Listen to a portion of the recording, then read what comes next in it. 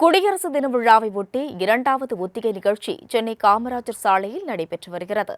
இதுகுறித்த கூடுதல் தகவல்களை எமது செய்தியாளர் ராஜேஷ் வழங்க கேட்கலாம். ராஜேஷ், வணக்கம். தற்பொழுது குடியரசு தின விழாவின் ஒத்திகையானது நடைபெற்று வருகிறது. அது குறித்த கூடுதல் விவரங்களை வழங்கலாம்.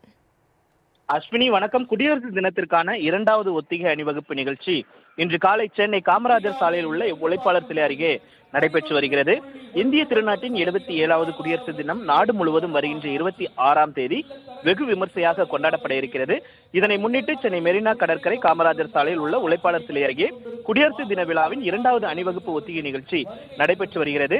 இந்த ஒத்திகை நிகழ்ச்சியானது 19ஆம் தேதி அன்று முதல் ஒத்திகை நடைபெற்ற நிலையில் இன்று இரண்டாவது ஒத்திகை நடைபெற்று வருகிறது. நாளை மறுதினம் இறுதி ஒத்திகை நிகழ்ச்சி நடைபெற இருக்கிறது. இந்த இரண்டாவது ஒத்திகை நிகழ்ச்சி சரியாக 7 மணிக்கு தொடங்கியது. குறிப்பாக குடியரசு தினத்தன்று சென்னை மெரினா கடற்கரை காமராஜர் சாலையில் உள்ள உழைப்பாளர் சிலை எதிரே தமிழ்நாடு ஆளுநர் RN ரவி தேசிய கொடியை முதலமைச்சர் மு க ஸ்டாலின் முன்னிலையில் ஏற்ற உள்ளார். இதனைத் தொடர்ந்து கலாச்சாரம் மற்றும் பாரம்பரியத்தை பறைசாற்றும் விதமாக அணிவகுப்புகள் நடைபெறும்.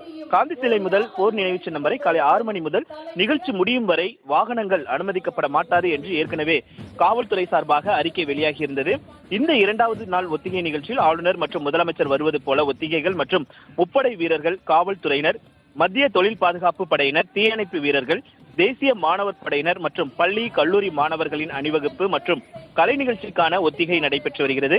ஆண்டுதோறும் காமராஜர் சாலையில் உள்ள காந்தி சிலை எதிரே குடியரசு தின விழா நடைபெறும். ஆனால் கடந்த சில ஆண்டுகளாக மெட்ரோ ரயில் பணிகள் நடைபெற்று வருவதால் மாற்று இடமாக உழைப்பாளர் சிலை எதிரே இந்த குடியரசு தின விழா நடைபெற இருக்கிறது. அணிவகுப்பு ஒத்திகை முன்னிட்டு ஒத்திகை நிறைவடையும் வரை காமராஜர் சாலையில் போக்குவரத்து மாற்றம் செய்யப்பட்டிருக்கிறது என்பது குறிப்பிடத்தக்கது. ராஜேஷ், கூடுதல் விவரங்களுக்கு நன்றி.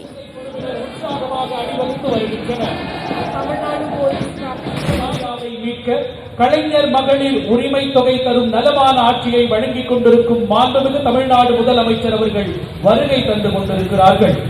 விவசாயத்திற்கு தனி நிதிநிலை அறிக்கை தந்து உழவை காத்து காக்கும் உன்னத ஆட்சி.